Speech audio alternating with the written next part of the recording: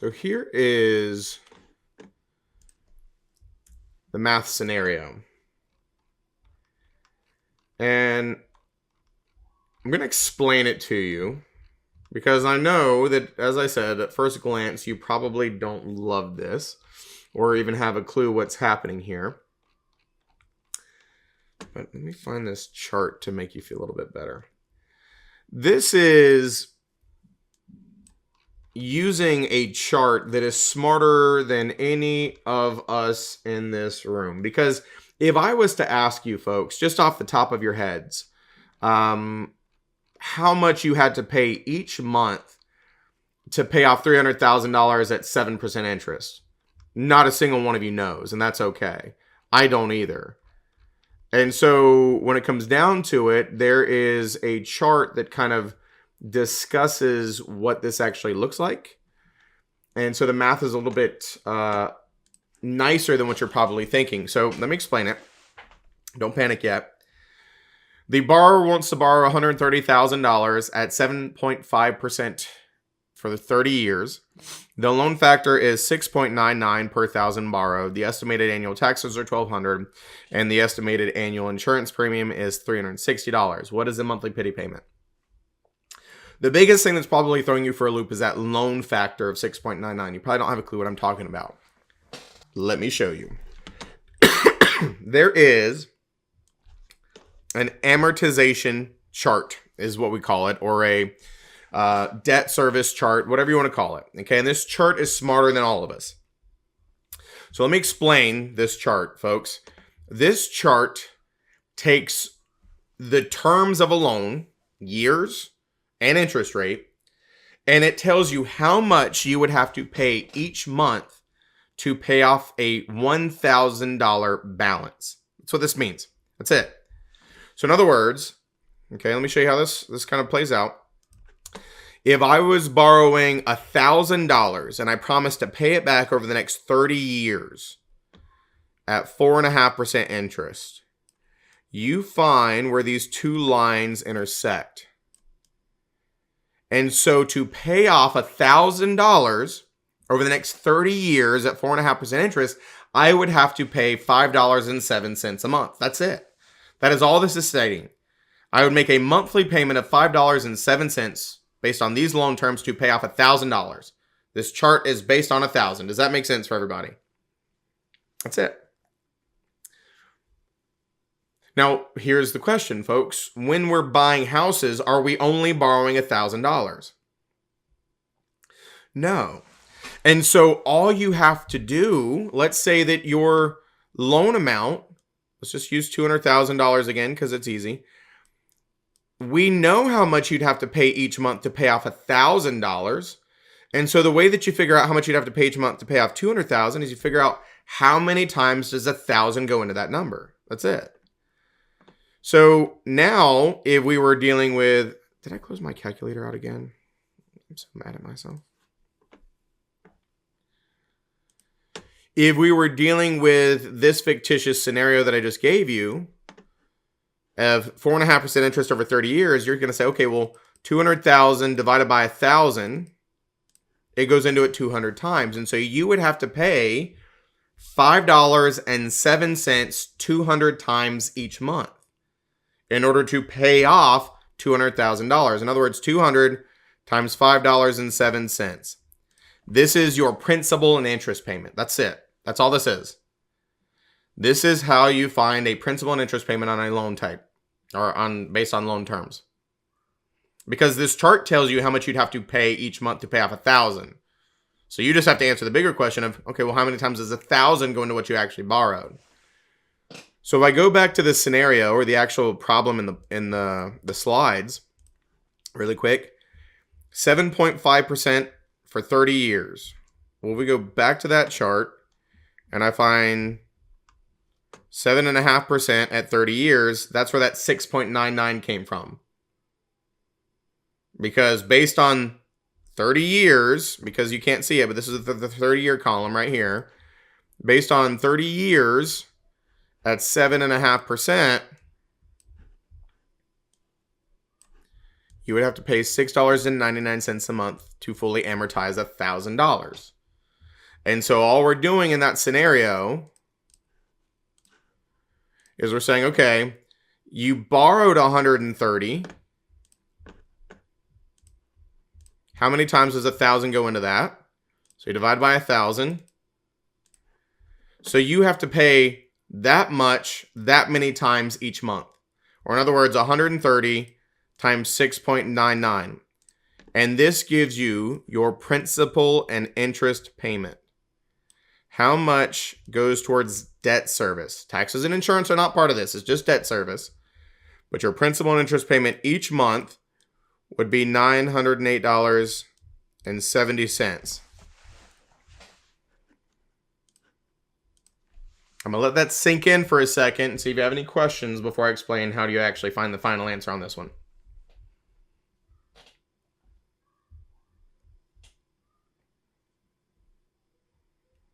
And remember, if you don't tell me you don't understand, then I can't help you.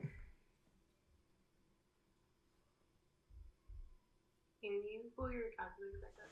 Yeah.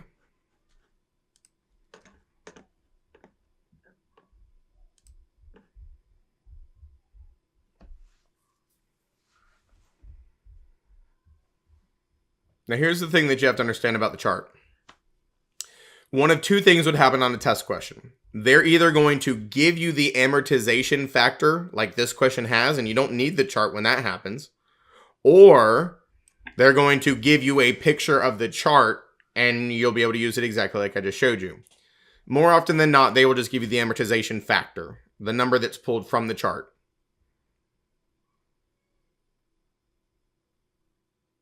What are the annual taxes? Can you move the calculator to the side just a bit? Yeah.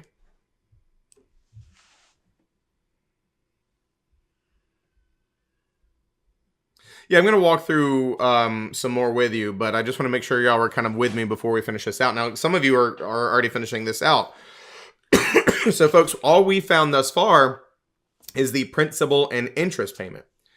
And so don't overthink the rest of it. When we're dealing with taxes and insurance, we would put into escrow 1/12 of the annual taxes and 1/12 of the annual insurance.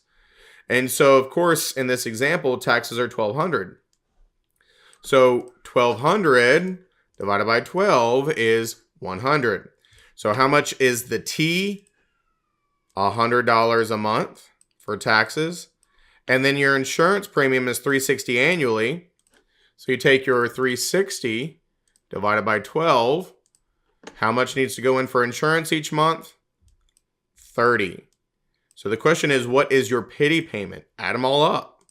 Principal and interest is $908.70, plus your taxes of $100, plus your insurance of $30. Your pity payment is $1,038.70. So what we were recording was both the principal and the interest. Yeah, that first number? Yeah. Mhm. That was both of them. Yeah, because remember, we just paid that. It's the exact same every single month in a full amortized fixed rate loan, but the way that it gets allocated to the interest for the bank changes, right? Because they always get their interest first, and then the rest goes towards your principal balance. But in this question, that's irrelevant. We just want to know what your pity payment is.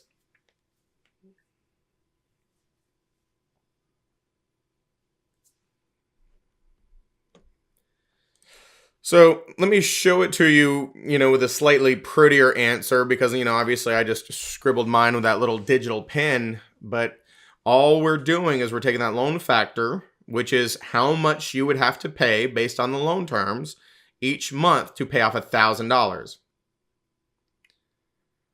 Lena says, so you don't need to factor in the 7.5% with the 6.99? No, because the 7.5 and the 30 were just used on that chart to find this number. Once you've got that, you don't need to care about the interest rate or the years for this type of question anyway. Will you always have the chart? Yeah, so it's either going to give you the chart or it's going to give you the number, in which case you don't need the chart.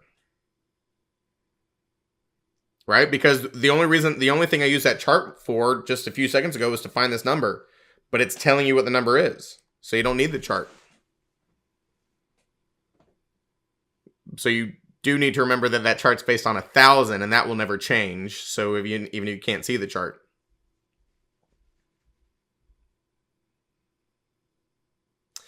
And so this is just walking you through what we just did to find the principal and interest. And then, of course, the prettier version of the taxes and insurance is right there.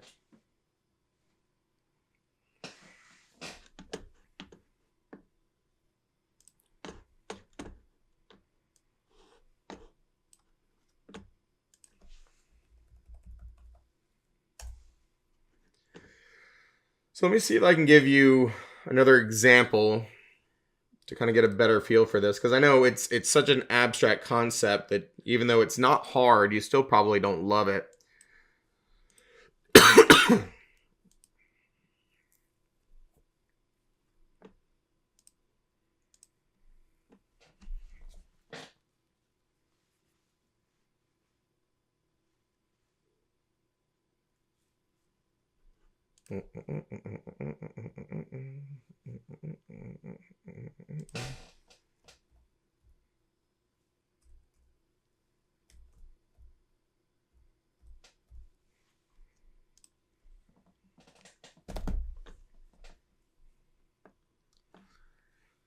So I know there's several on the math packet.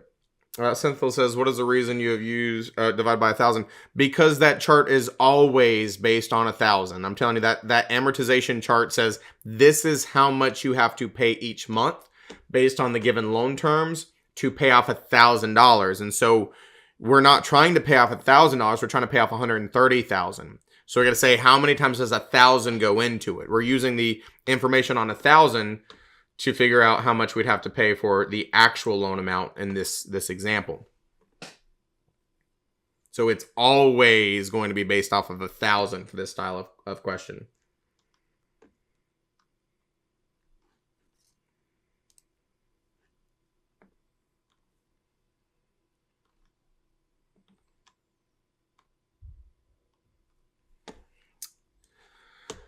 So here's where you'll see kind of a multi-step amortization math problem. Now let's just first focus on this beginning piece. I'm gonna make sure this is the one I want to do. Yeah. So this is a prime example of what a question could potentially look like. Robin Smith bought a $150,000 home, applied for a 90% conventional loan at 9% with a 30-year term. The amortization factor is 8.05. And so what happens, folks, is if you were to look at the chart with your 9% 30 years, you would find where they coincide, and that's what would give you that amortization factor of $8.05. And remember what that's stating. Based on 9% in 30 years, you would have to pay $8.05 a month to pay off $1,000. But you're not paying off $1,000, you're paying off 90% of $150. So you do not need to memorize the chart. You don't even need the chart when we give you the amortization factor. So try to tackle this one for me.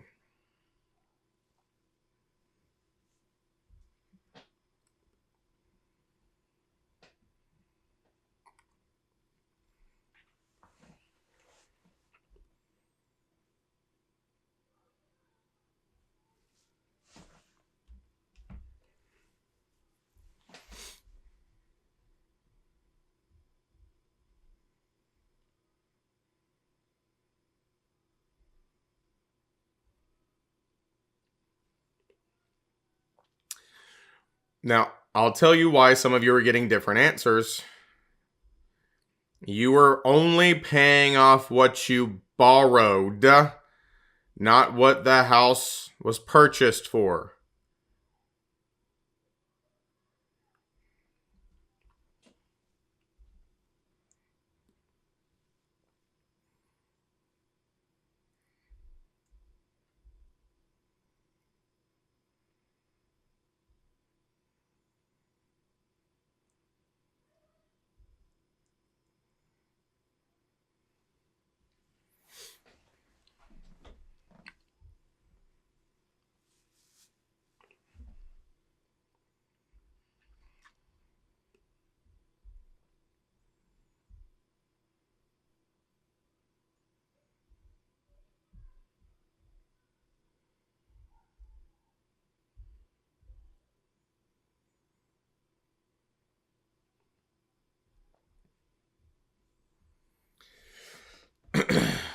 just another minute, and then I'll go over it with you. Make sure we're feeling all warm and fuzzy inside.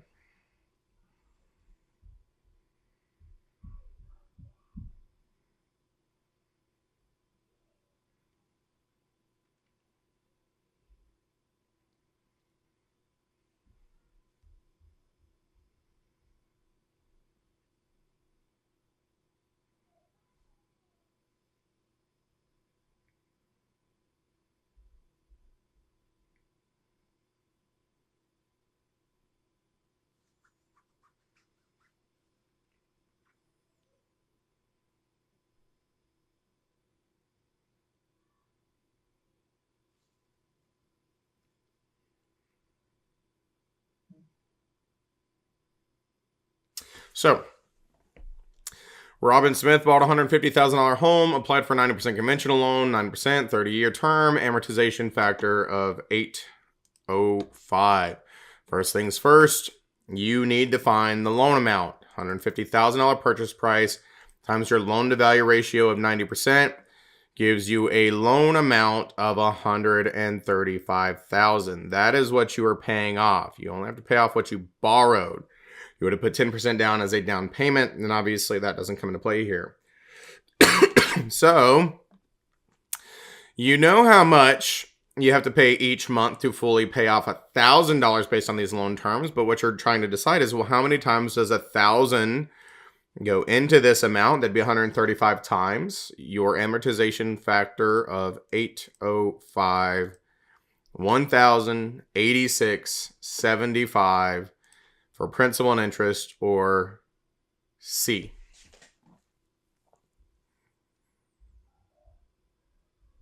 How are we feeling?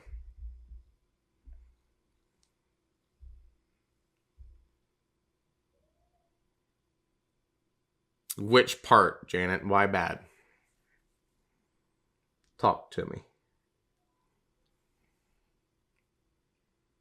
I forget that you have to divide by 1,000. That's the part that I think I need to learn. Yeah, I mean, you've got to understand that, that amortization factor is literally saying $8.05 a month. I mean, you're dealing with paying off a home, right? And so you're going to be dealing with a pretty big number. And so you're not paying off $1,000, you're paying off $135,000. And that's why we divide by it. We know that this amortization factor is always based off 1,000. So you just have to say, well, how many times does 1,000 go into what we're actually paying off? That's why we can use this. It's just this magic number that this chart is smarter than any of us on how much we spend each month to pay off 1,000. So you've got to remember it's always based off 1,000. Now, while we're at it, folks, and I'll kind of warn you of something, there is no questions like this on the test because they would not be fair. But when you look at the other examples here, these kind of continue on based off of the math you did on the first one. Now, I'm telling you, we can't test you like this because what happens is if you get one wrong, that means you get all of them wrong, and that wouldn't be very fair. But just for practice, folks, question 2 says, how much of Robin's first payment will go to interest alone? Just before you try to answer it, because some of you may know it already, talk me through it. How would we figure out how much of her first payment would go towards interest alone?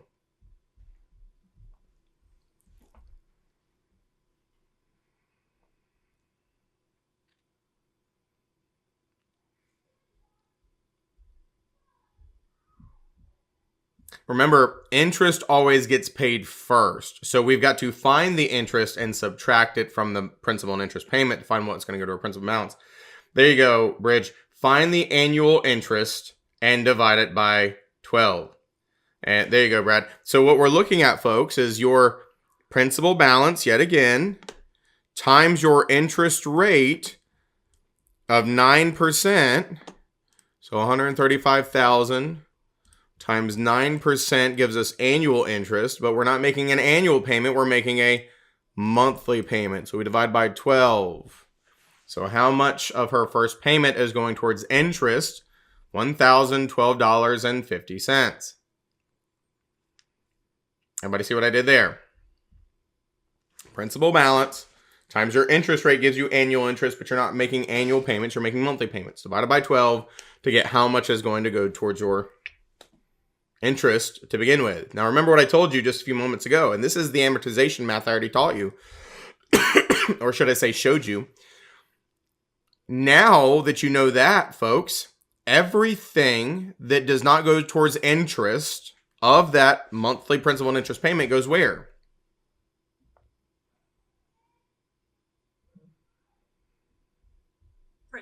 There you go. Which means now you could answer the third question on here. Because if we're dealing with principal balance of $135,000, and we know their principal and interest payment is this, and we know this much is going towards interest on the first payment, question 3 is, what is the new principal balance after the first payment has been made? Answer that for me.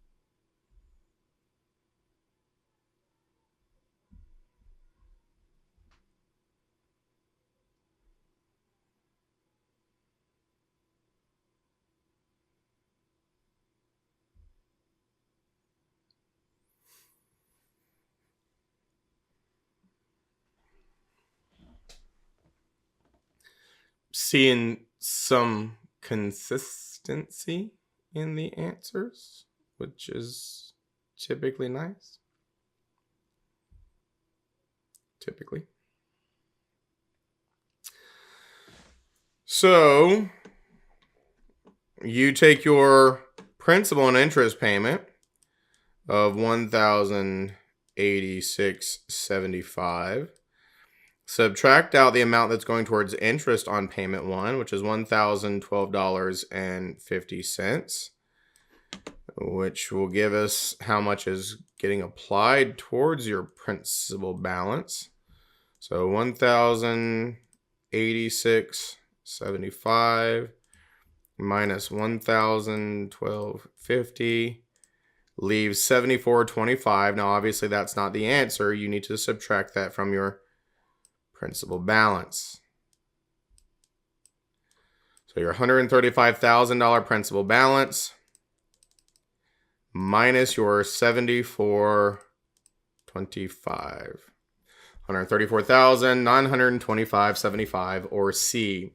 Contrary to what this math packet is doing, please do not pick C for every answer on the test. It will not go well. Yeah, it's a cautionary disclaimer there. How are we feeling? It's okay to be brutally honest if you're not good. I know some of you are just absolutely fine with this. Some of you are not. Some of you are math people. Some of you are not. It's okay. This is where I'll make you feel a little better by reminding you there are 7 math questions on the test. You can pass the test with getting none of them right. I just don't recommend it. Because you'd rather get the other questions wrong, not the math questions. There is several more in the math packet, Bridge. There's another grouping exactly like this. There's actually a 4th question, but I'm not going to introduce that one yet. But there's another one, same scenario, just different terms right here. It does the exact same thing. Then there's like some separated ones, like just the loan to value ratios, and then some of the interest questions and things of that nature. Now, let me introduce another math concept while we're in here, because why not? You're already mad at me. Let's just go ahead and just make it even worse. I want you to listen to me. I know, Lisette, to be excited, okay? I want you to listen very carefully to what I'm about to tell you. This next math concept that I'm about to show you, you ready for this? It is the easiest math concept in this class that you will try to get wrong every time.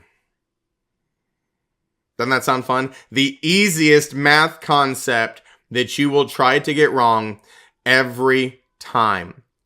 And let me show you what I mean.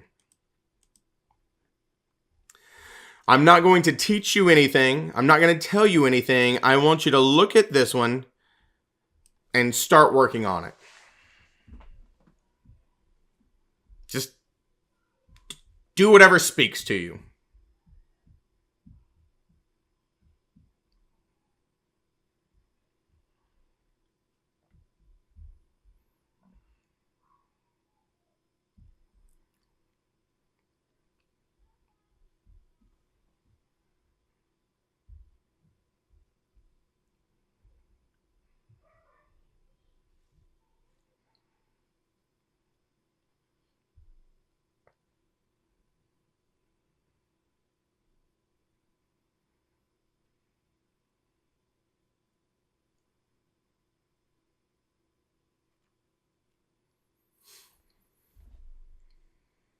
Now, I'm going to stop you for a second. Some of you already gave me an answer, which is fine. Everybody stop what you're doing. And I want you to be completely honest with me and yourself, okay? I'm going to ask you a question. And you can raise your hand, you can say me, you can do whatever, but I need you to answer this honestly, okay? Because don't you fib on me. How many of you are trying to use this?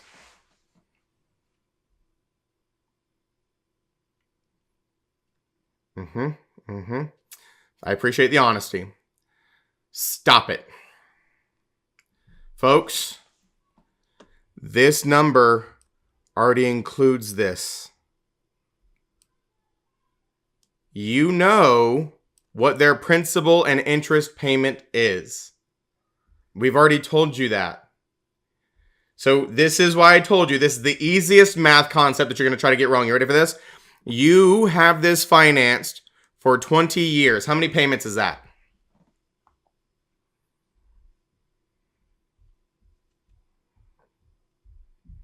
$240.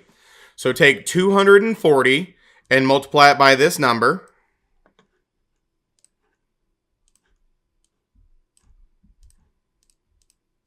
$240 payments times your $895 principal and interest payment.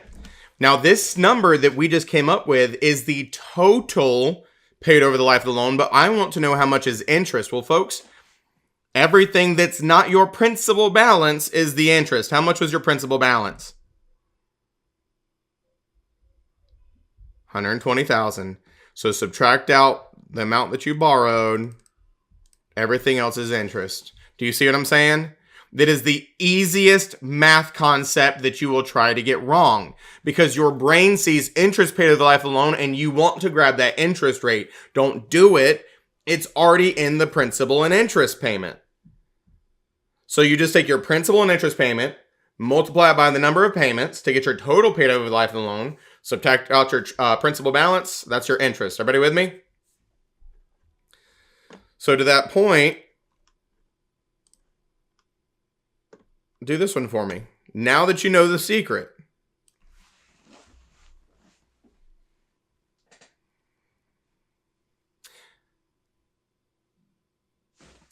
How did I get 240, Antonia? Because 20 years times 12 months in a year.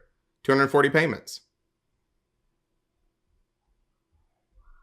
Because we're making monthly payments, right? So every single year we make 12 payments. Yep, no worries.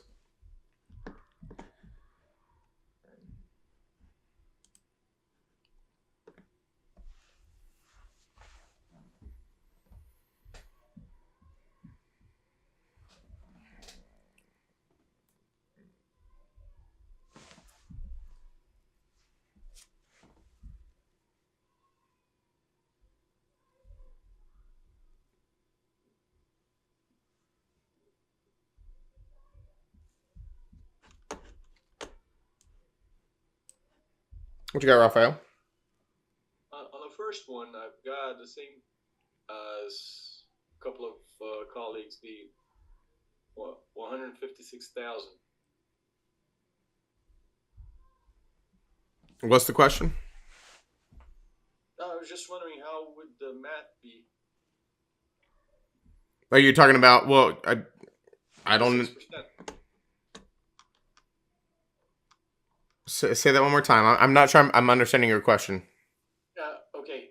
On the first one, I understood the way you calculated. That's fine. However, if I calculate it using 6% interest, then I timed that by 30. It gave me the amount of 156,000 Mm-hmm. instead of the amount that you. Yeah, and that's why I let y'all do it that way, because I told you, I've taught this long enough, Raphael. There is a way that people's brains automatically try to do it, and it's absolutely the wrong way. It doesn't work that way, because you can't just say loan amount times interest rate times years, because every single time you make a payment, your principal balance has gone down. You're not getting charged on interest for $120,000 over the life of the loan. It goes down. So that's why I let you do it that way, to show you that it's absolutely wrong. A lot of you came up with that because I know your brains are going to go there. I've taught this long enough. Okay, so it's just the fact that it amortized, so. Yeah, because the principal balance goes down, you can't do it that way. Because that will never, you're not paying interest on the total principal balance for the whole life of the loan. It goes down, ergo you have to only focus on the principal and interest payments. Got it. Yep. So a lot of you getting some consistent answers here, which once again is typically good. So we've got slightly different terms here, right? We are looking at a 30-year loan. So make sure you pay attention, because 30 years times your 12 months in a year is 360 payments.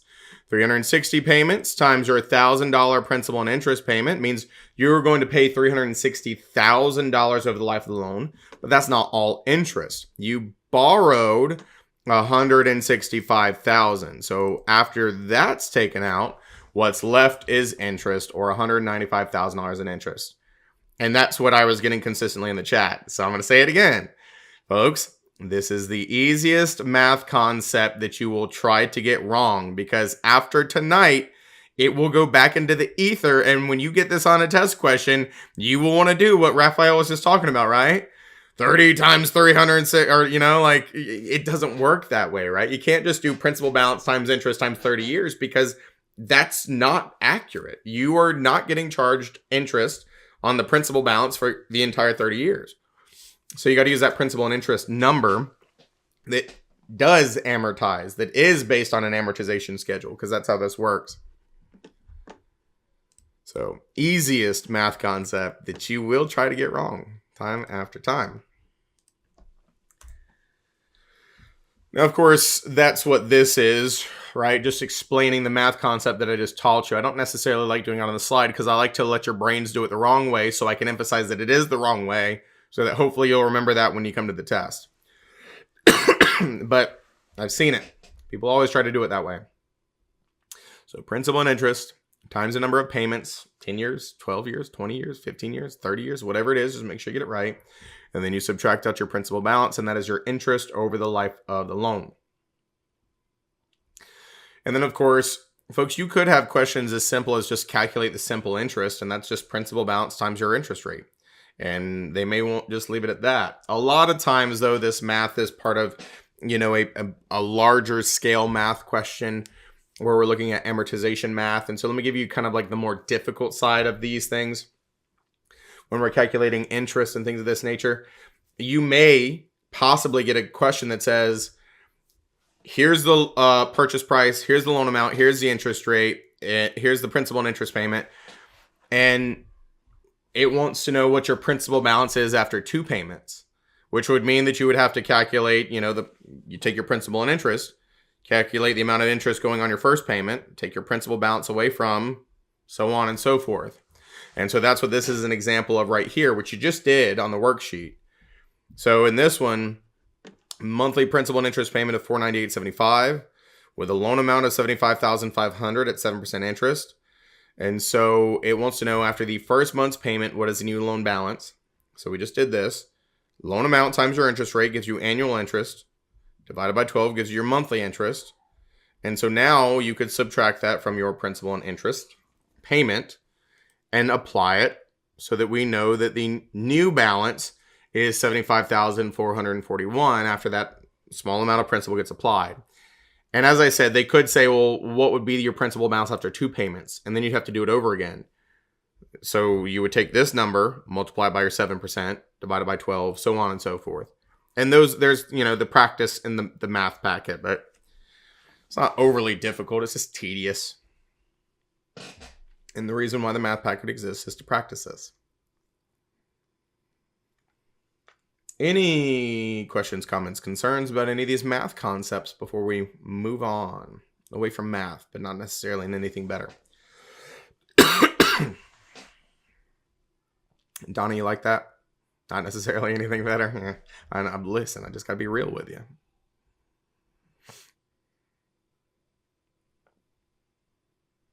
If we were to have to do the second month, we would just insert that new loan balance. Correct.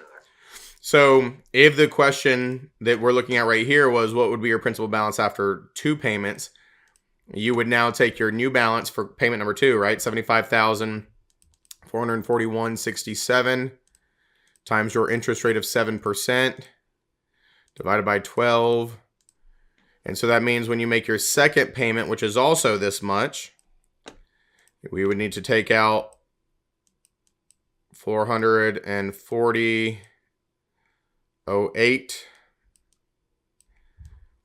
And so $498.75 minus $440.08 would leave $58.67 to go towards your new principal balance. And so that would be subtracted out from your previous balance. So it would be your principal balance after 2 payments, $75,441.67 minus $58.67. Principal balance after 2 payments would be $75,383. And you were saying that this is only for this type of loan, right? Where they have the all loans have principal and interest payments. It's only budget loans that would have taxes and insurance escrows. But all loans have a principal and interest payment. Well, let me rephrase that. Some are interest-only loans. What we call straight or term loans can be interest-only. We'll get there in a second. But this is just focusing on the actual loan, not anything else for this type of math. It's called amortization math. Okay. Yep.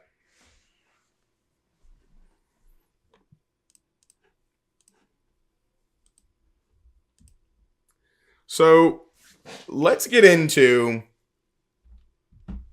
the title theory versus lien theory states. Okay, we had some of these conversations early on, and I told you couldn't really fully appreciate them and or understand them. And so, we started talking about liens, and the deed of trust and the mortgage are the liens on the property when you buy a house in their respective states. North Carolina,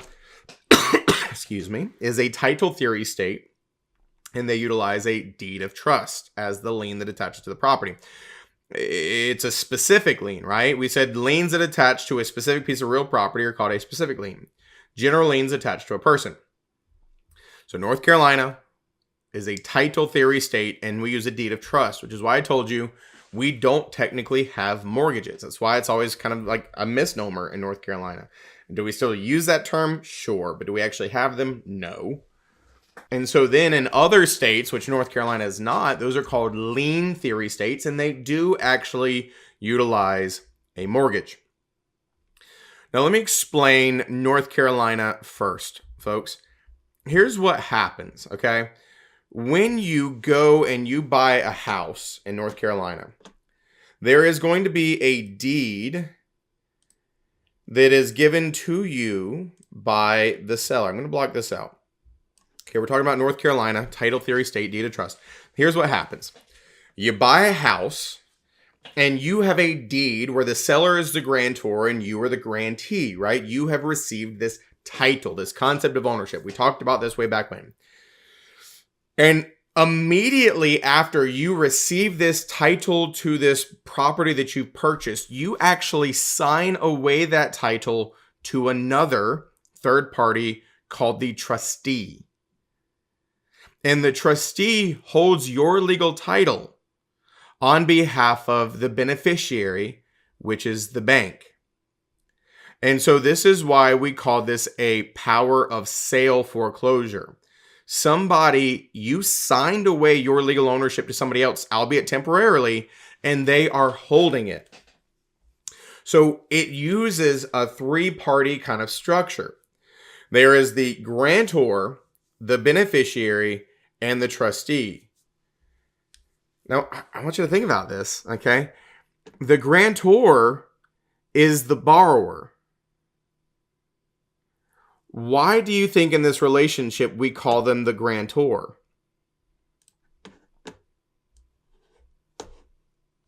Because they get granted the deed at the end. Because they what? Because they receive the deed at the end. They will receive it at the end, but right now, remember, grantor is the giver. So why is the borrower called the giver, the grantor? They gave away the deed. They gave away the legal title. Even though they received it, immediately after they received it, they gave it away. Does that make sense for everybody? So there is a deed that names him as the grantee, but then they turned around the second they got it, and they signed that legal title to somebody else, which is why we call them the grantor. And a lot of people get confused on this because they're like, well, I thought the seller was a grantor. Yeah, for the initial deed. But the borrower is the grantor for this deed of trust, where they've signed away their interest on the property. And of course, we talked about trust, which are a legal arrangement. The trustee is the person who oversees this legal arrangement and make sure it happens the way it's supposed to. And that trust is set up on behalf of somebody called the beneficiary. And in this case, the beneficiary is the bank. So let me give you a visual here. It's kind of like the way that this kind of shows it on this one graphic I have.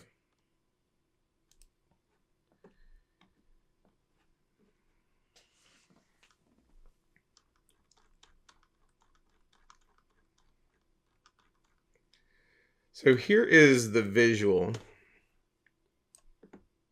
of what this looks like. These three parties, if you will. Okay, the grantor is the borrower, and they give the trustee the deed of trust, which, as I said, basically transfers this legal title. Now, it's really called naked legal title, which is kind of funny to say. But what naked legal title is they are holding the legal title to the property, but the right of possession stays with you. You are occupying it. They are not. They're holding the legal ownership, but you're still treating it as your own. And so the bank gives you the loan, which is the money. You give the bank something called a promissory note, which is the evidence of the debt and the promise to pay it back. And then the deed of trust acts as collateral, as we said, for the bank. And folks, I gave you this analogy back in the day. I asked you if any of you would be willing to let me borrow $1. And then I asked y'all if y'all would let me borrow $400,000. And the scenario was, if I promised to give you a house worth $600,000, if I didn't pay you back the amount plus interest, then you would do it, most likely. And that's what happens here, folks. The banks can't trust you to pay them back $400,000 without being assured that they are going to get their money. And so the home acts as collateral. So what this deed of trust is called the security agreement. It's a security instrument. It secures the fact that you owe them money. It secures the debt. It's not the evidence of the debt. It's not the promise to pay it back. That's what the promissory note is. But it's collateral. It's securing that debt to say, if you don't pay them, they can sell the house out from under you. Which is why I told you, a foreclosure is not the bank taking your property. They don't want it. It is forcing the sale of it at auction so that they can get the money from it, the sale. Now, of course, when you pay off your loan, if you ever pay it off, and what happens is, remember we said there's nothing ever gets deleted from the Register of Deeds. So they will record what's called a release of the deed of trust or a deed reconveyance. A lot of times it's actually just called a satisfaction. And so when they record this new document, they say, well, this home is no longer collateral for us because they've paid us off. And so your original deed that you got goes back to being the primary one. You are the owner again. So three-party system in North Carolina and other title theory states. Okay, we utilize the deed of trust. The grantor, aka the borrower, signs that naked legal title over to the trustee. By the way, the trustee is typically an attorney that works for the bank. Not really unbiased, but they are allegedly unbiased. So the trustee holds that legal title on behalf of the beneficiary, which is the bank.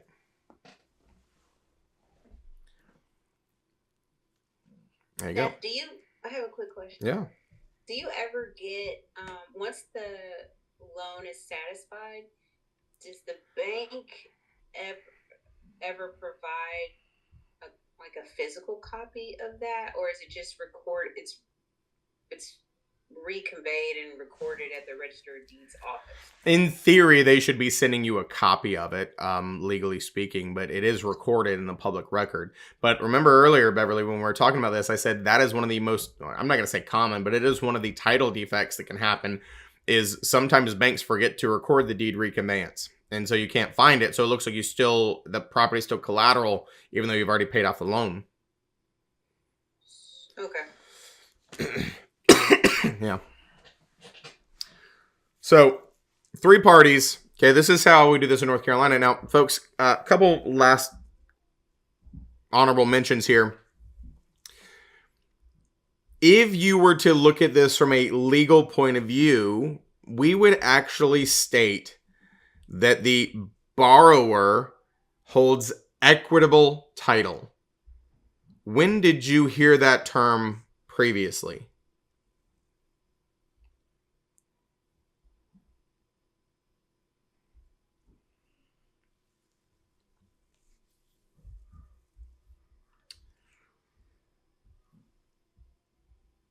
Not just a sales contract. You got to be a little more specific than that.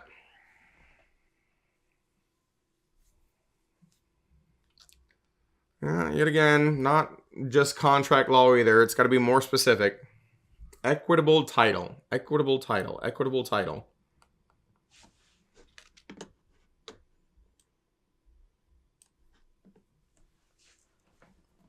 Let me help you out.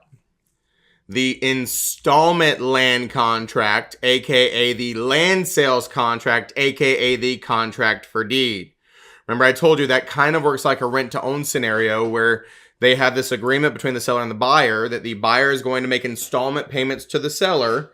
And remember what I told you, the buyer would retain only equitable title, this working towards owning it. But the seller would keep legal title throughout the duration of this agreement. And only once the final payment was made to the seller would they transfer the legal title to the buyer. You remember that? Vaguely, so, kind of, sort of. So here's the big significant difference. In an installment land contract, the buyer has never been the legal owner. And so they cannot access that equity. It's a theoretical equity, if you will. In this, folks, you did legally own it before you signed away that legal ownership. And so even though you're not holding legal title in North Carolina, you can get a home equity line of credit. You can get a home equity loan, right? You can access your equity in North Carolina, even though you're only said to hold equitable title, because you were the legal owner, and you will be again, right? As long as you pay off the bank and you don't default. Does this make sense? So be very careful. While we say both have equitable title, vastly different in the way that they work, because in a deed of trust relationship, you can access that equity. In the installment land contract, you cannot.